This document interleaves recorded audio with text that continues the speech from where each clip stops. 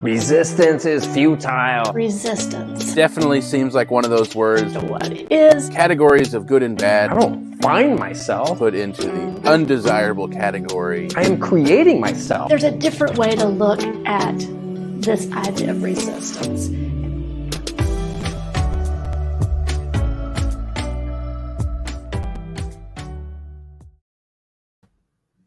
Hey there, welcome to Truth Be Told. I'm Reverend Dan. We are Soul Evolution Collaborative.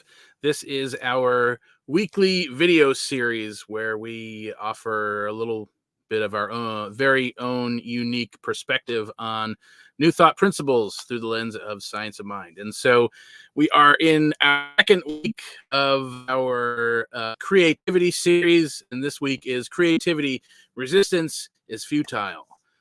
Looking at the ways that resistance shows up in our creative nature and the role that it serves, and mostly how creativity usually seems like not such a great thing, and yet we think there's actually a lot more to it. So we're going to take a look at some alternative ways to look at resistance, the ways that it shows up, and what we can do about it. So thanks for being here. Let's get to it. Truth be told.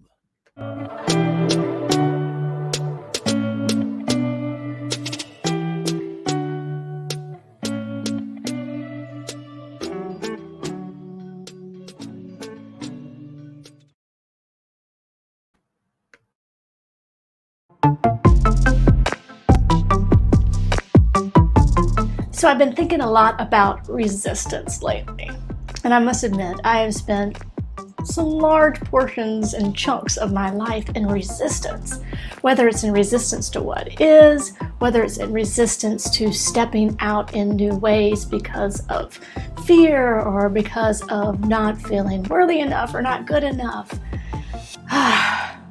Resistance.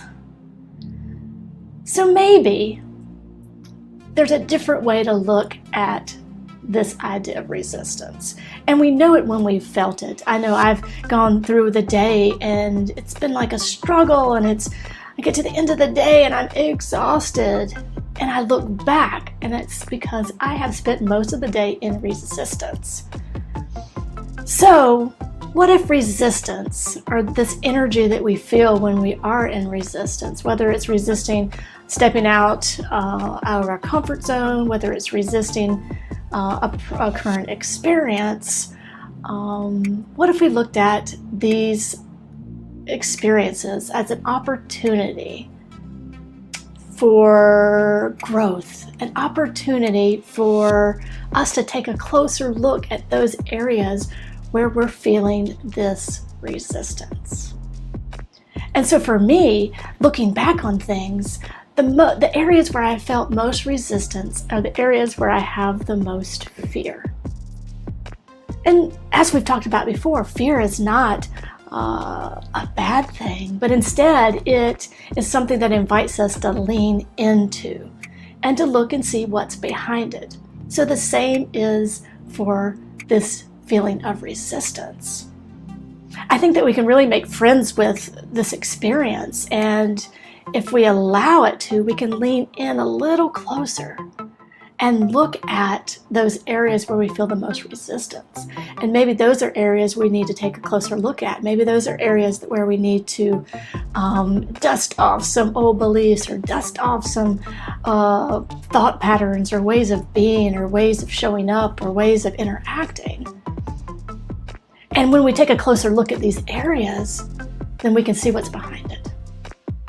And then we can look at it with a whole new perspective.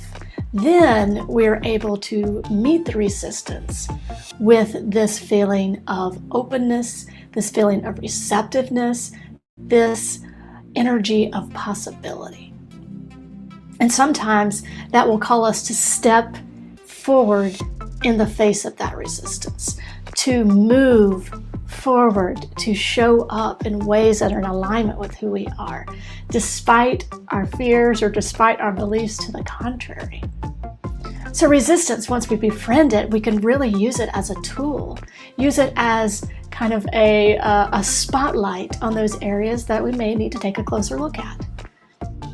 And as we do this, we will find that the resistance will have less of a grip on us in those experiences, and we will feel ourselves loosen and relax in those spaces. And then we can begin to move a little bit more easily. We can be able to have the confidence and the courage and the authenticity to step out in ways that are meaningful and important to us. And step out in ways that are in alignment with who we are. So it's kind of like a call to courage, to step out in the face of resistance, to move, but not move the way fear makes us move often. And to truly experience the fullness of this life and what it has to offer us.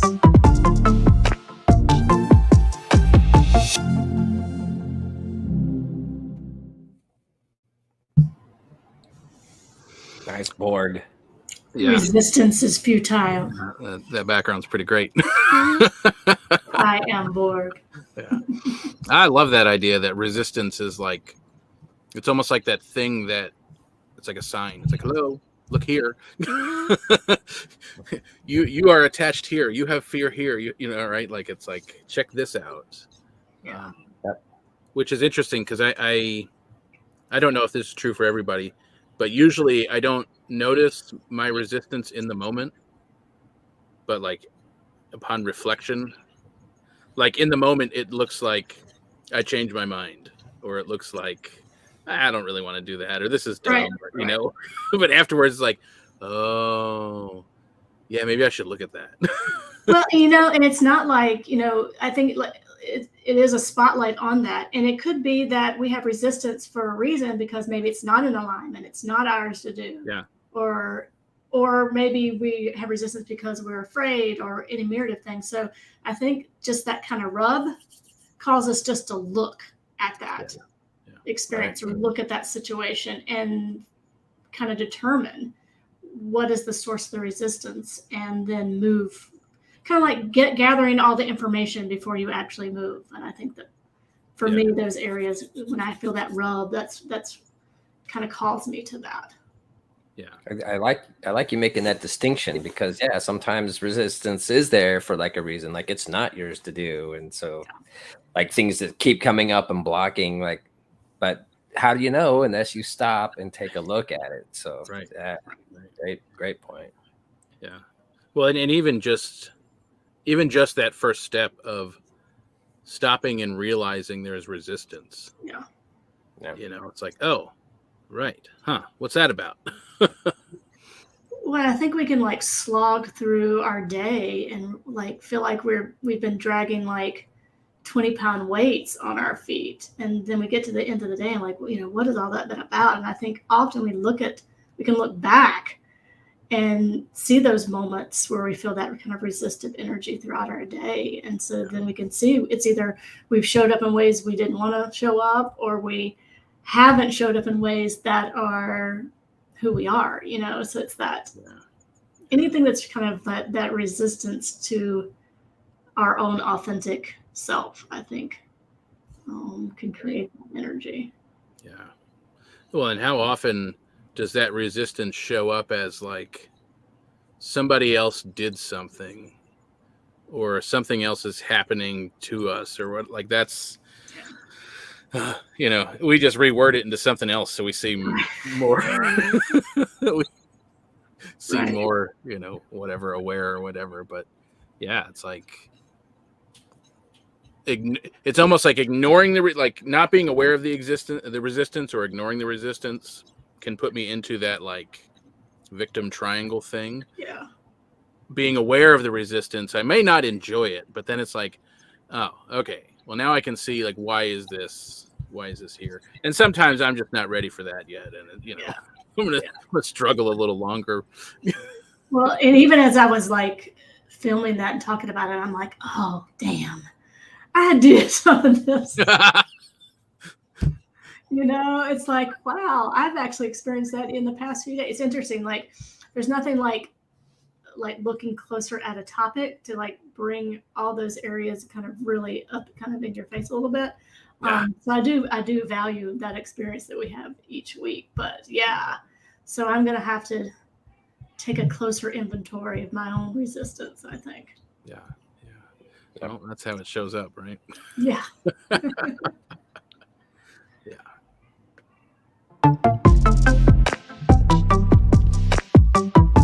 Resistance is futile. Where does this come up? Where do we see it?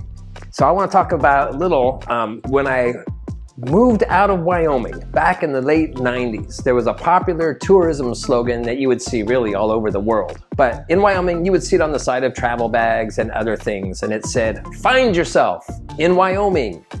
And it was a good idea when it came out, because back then it was kind of new. It was like, what's within you? What wants to be recognized? How can you express your true self? But about 10 years after that or so is when I had the realization, trying to find myself, that wait, I don't find myself, I'm creating myself. So who do I want to be? What do I want to do? These were the questions that I needed to ask. So yeah, find what's important within you, what speaks to you, and then start creating it. So it's interesting. Yesterday, before I knew what I wanted to talk about in this segment, my daughter came to me. She's a big Harry Potter fan. And she said, "Dad, did you know that J.K. Rowling was rejected from 12 different publishers before she found one to produce the Harry Potter books?" One, like, could you imagine what the feeling for those 12 publishers who rejected her must have felt like afterwards when they saw, how popular these books went on to be? So this is a common idea that we see very often with famous people in the world, but it applies within too. So another good example for this of just getting that inspiration out of yourself is the poet Emily Dickinson. So she's got over 1,800 pieces of literature that are well renowned now, but when she was alive, she was unpopular. She had only 12 of those 1,800 published. But she did it anyway. She knew she had to get this out. Another story along these lines is Sylvester Stallone. He wanted to be an actor so badly, but he was rejected over 1,500 times. He was told no. He was told that he looked funny, that he sounded funny. He would never be an actor. So he came up with another idea. He created a screenplay and he tried to push it. That was rejected several times until he finally found two people that said, "Yeah, we want to do this. We will give you $125,000 for the screenplay." He said, "Great, I'm the lead role." They said no. They came back a week later and said, "We'll give you $250,000, but you cannot be in it." He said no. And he was dead ass broke at the time. They came back $325,000. He said no. They came back and said, "Fine, $35,000 we'll give you for the screenplay and you can be the lead role." And that's how we got the movie Rocky, and then all of those that followed. So they listened and they persisted. Now, I'm not telling you this in order to to say that you need to go do some big thing. Not at all. What I'm saying is we are part of this creative thing of the universe, and we are part of that creation. Of our creation is creating who we are. What do you want to experience in this world?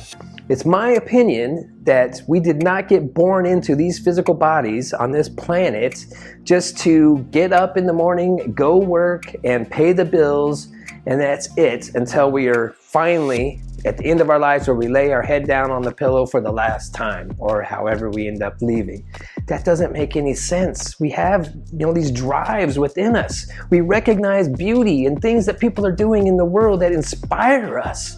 What is within you that wants to come out and get expressed? And then you're going to encounter resistance. You're going to have people that say it's not a good idea.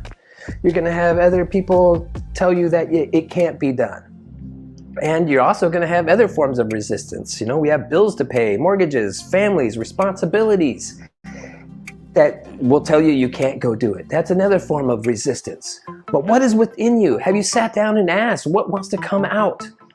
As you do that, How can we find ways of leaning into it? Maybe it's 30 minutes a day that you get to spend just doing that. And it doesn't matter, like Emily Dickinson, it doesn't matter if other people receive it well, if it's popular out in the world. It's not about that. It's about you following that impetus within, which is the one consciousness, constantly expressing, experiencing, creating beauty on this planet, creating the beauty that is you and your unique self. So how can we lean into it? What can you do today, and how can you learn to take those resistances, take it as a drive for more? The people that were rejected, they didn't let it stop them, and actually it added fuel to them. So I hope that you can open up, find out what it is that wants to come out in your life, and as you do that, you're going to find something else. It's a constant upward spiral of creation and activity. One of my favorite quotes from one of my favorite inspirational authors is Wayne Dyer, and the quote is, "Don't die with your music still in you."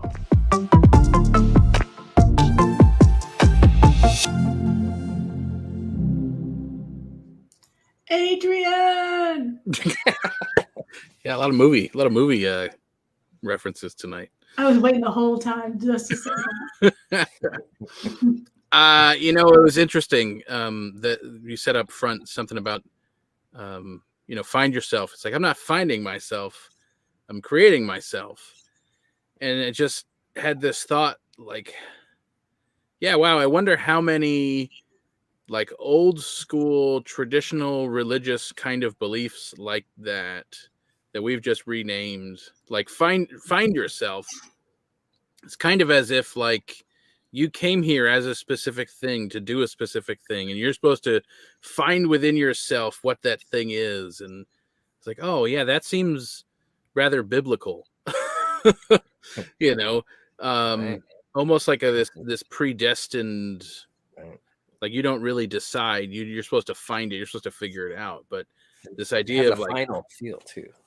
Yeah, yeah. But this idea of like, oh, we can create ourselves, and I think, and in terms of resistance, right? Like resistance in that like kind of old school mentality, resistance is like something put this here for you. It's a test, or it's a roadblock, or it's a, right? And it's very like God is testing you, kind of weird old biblical thing, right? But in this like, oh, I'm creating myself, something still put that resistance there, but that something is the us, the greater us, like our what we are creating put in front of us exactly what we need in order to do the thing that we're trying to be. Whether that is, no, this is a dead end, don't go this way, or it is the thing that we need to work through, or the thing that's going to get us to stop and look at ourselves. That caused a lot of thoughts for me. Like, I wonder how many other things we do that with in this teaching. We just took some old idea and renamed it again. Yeah. And said this is different this time. Well, Chris, what I was thinking about when you were talking about, and I guess kind of along the same lines of what you're talking, Dan, it's like, oh, we kind of did that with SEC. I mean, we kind of created ourselves, there was this thing that is like stirring within us to show up in this way. And it's kind of out of what's normally or what has been done. So there's that kind of resistance as far as like, ooh, we don't really kind of know what this is going to look like. And you kind of meet some of that, sometimes I think when you're out there kind of flying without a parachute, there's that kind of tendency to think, oh, maybe I should just stay inside the airplane. Maybe I should have just stayed inside the airplane. Wow, this is, not all whatever.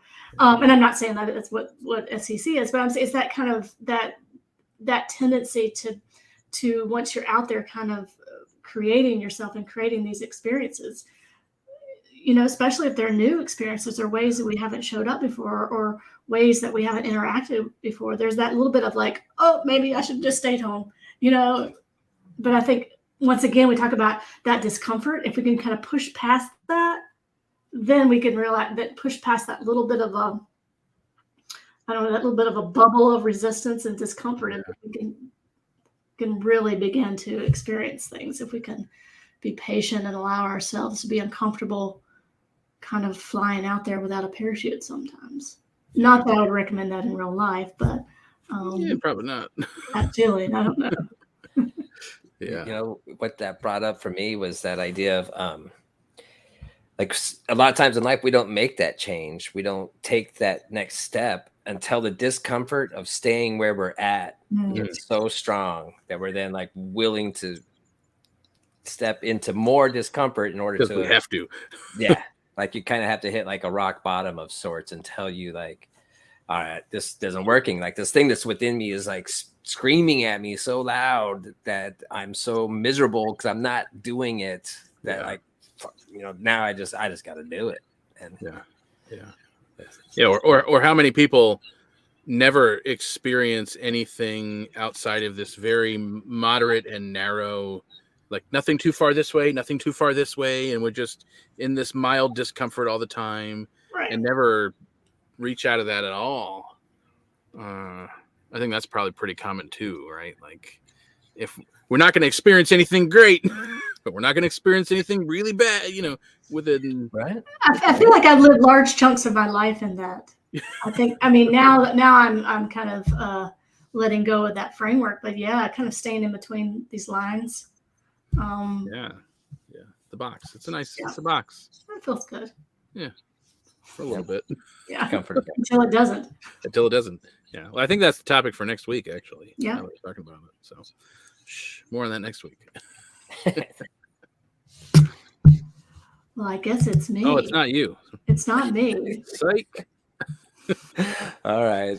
So we aren't done quite yet, but we wanted to take a moment to let you know a little bit about Soul Evolution Collaborative and how you can get involved in whatever way works best for you.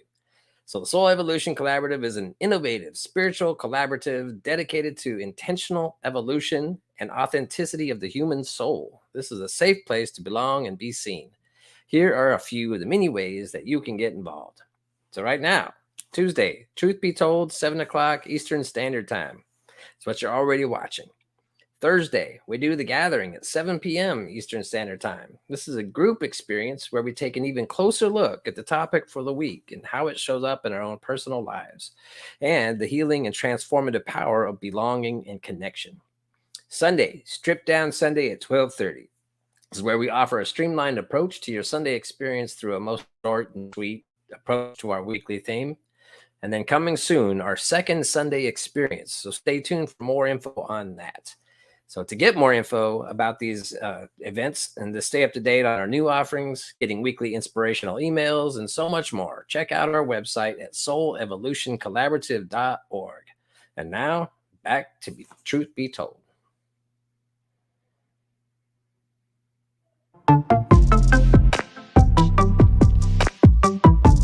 Resistance as creativity is such a fascinating idea because the word resistance is one of those words that we tend to lump together in New Thought ideology. We put it into these categories of good and bad and the things that are desirable, the things that are not desirable. And resistance definitely seems like one of those words that we would put into the undesirable category, or the bad, the things we don't want. And so often, I think it just it gets totally bypassed. We bypass all these bad things. And so resistance as part of creativity is a fascinating idea. How does resistance move from bad to necessary? Resistance has a lot of different meanings and a lot of different applications. But if we look at resistance in creativity, in spirituality, similar to the way we look at resistance in like working out and going to the gym, resistance training, it is the resistance that actually allows us to build the muscles. It is resistance training. It is lifting weights, using the force of gravity to oppose our muscle strength in order to build more muscle. I think resistance in creativity is actually that same thing. So often resistance seems like, oh, well, if we're resisting, then we're not doing it right, or we're going the wrong direction, or we're trying to create the wrong thing. that resistance is actually the thing that allows us to create what is looking to be created. The resistance is the pathway to doing the thing we're trying to do. And the way this looks, the way this shows up, if we look at our ego as the coping mechanism that it is, the thing that has allowed us to survive, right? I mean, that's the ego's main job, is to keep us alive. And so these things that we learned at young ages that created the coping mechanisms necessary, that when event A happens, we have this response. When event B happens, we have this response. We have learned that when this happens, normally that's bad, and so we do this, and that's the way we cope with that to avoid the repercussions. That, fast forward into adulthood, that coping mechanism shows up as resistance. And so it is our ego's way of saying, hey, this thing you're looking at, this scenario that's in front of you, this environment you find yourself in, feels oddly familiar. It looks and feels a whole lot like that thing we went through as a kid. Now, we're not necessarily conscious of these thoughts, of this process, but that's what's going on. Our ego is reacting to that which is in front of us, and it very often feels like resistance. It feels like we are resisting moving forward, resisting doing the thing. And so actually, now there are times where that's totally necessary, and do not do that thing and stay safe and whatever. And there are other times where we have very much outgrown the need for a coping mechanism. And the resistance is, instead of keeping us necessarily safe, it is the way through that unneeded coping mechanism. It is the way through this idea into creating that thing that we're looking for. And so the resistance actually becomes that which helps form and grow and build our muscles and polish the creativity that we're actually looking for. The thing that we're trying to create becomes polished by the resistance. Now, the trick here is recognizing when that thing that is showing up, when that coping mechanism is something that we've outgrown, and when it is something that is actually pointing us back within ourselves, that there is something we need to look at. But in the case where this coping mechanism no longer serves us, and it is that thing, it is the way forward, it is that thing that then polishes what we are creating, that is the invitation. The resistance is the invitation. The resistance becomes the thing that actually creates the art. The creativity itself wouldn't be possible without moving through that resistance. That resistance rubs off the jagged edges. That resistance polishes clean the smooth surfaces. That resistance is the thing that actually helps us shape what is looking to be created through us. So, yeah, resistance, moving this idea of resistance from something that is bad to something that is necessary. Maybe not always comfortable, it might not always be the most fun, but certainly becomes necessary in stepping into this evolving sense of self, this evolving creativity, this evolving experience of life.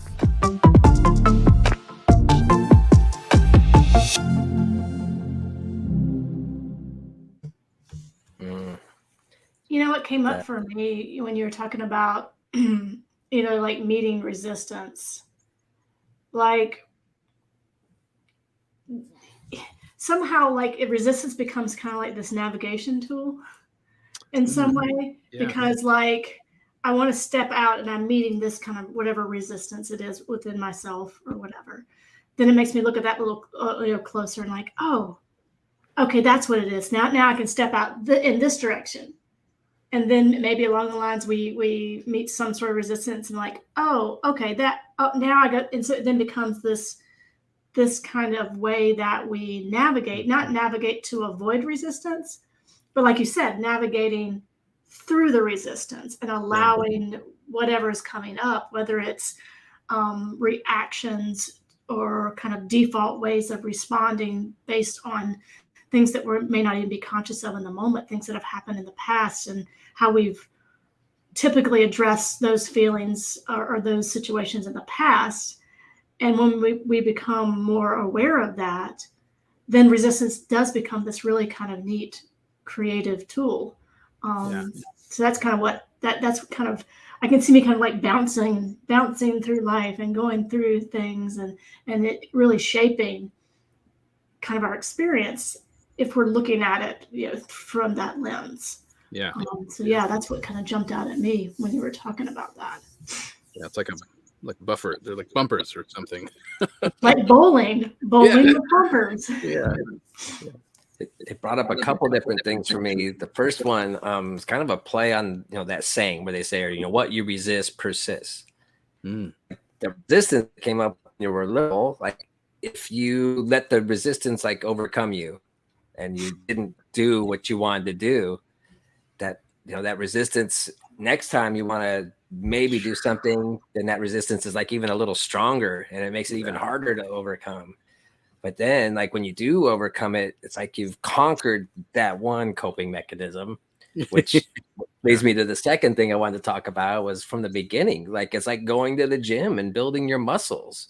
Like when you work that resistance, like right now, what I'm trying to juggle in my life, you know, if I hadn't have overcome steps of resistance along the way, I'd be like really overwhelmed.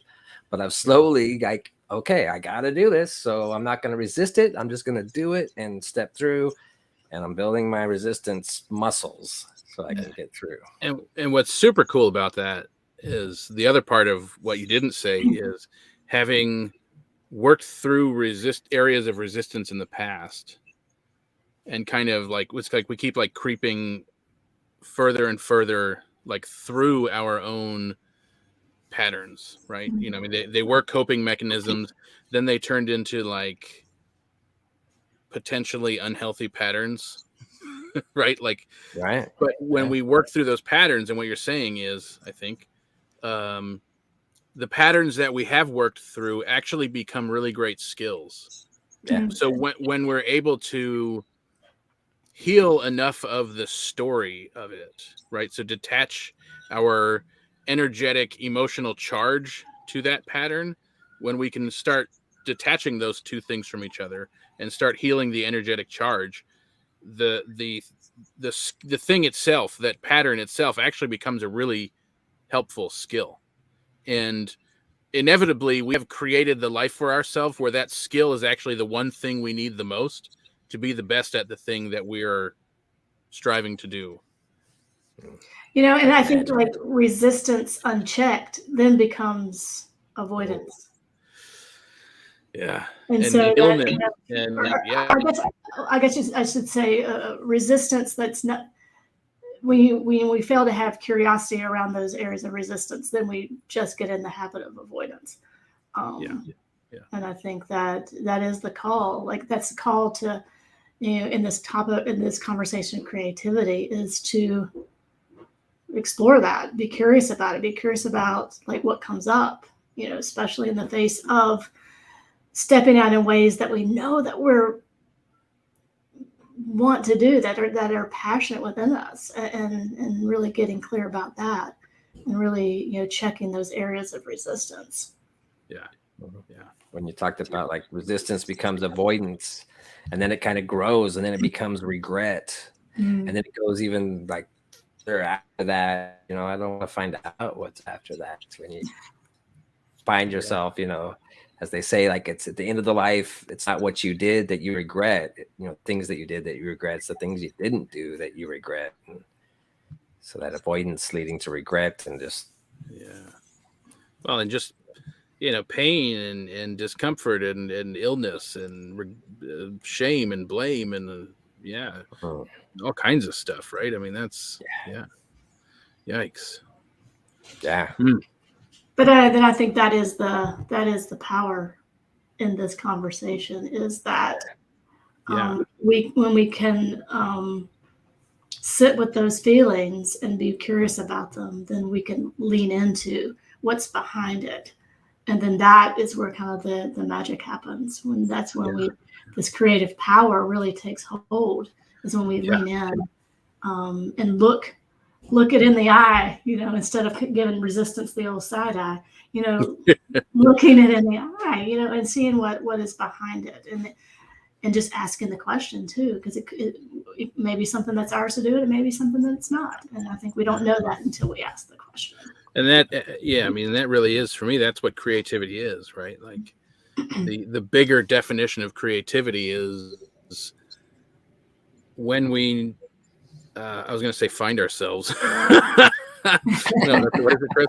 When I know myself, when I create, right? When I create myself is so intentionally, right? When I know myself well enough to like reclaim that creative power, when I know myself well enough to intentionally create the experience I'm having, that's the definition of creativity. That's the creative nature of us and the world that we live in.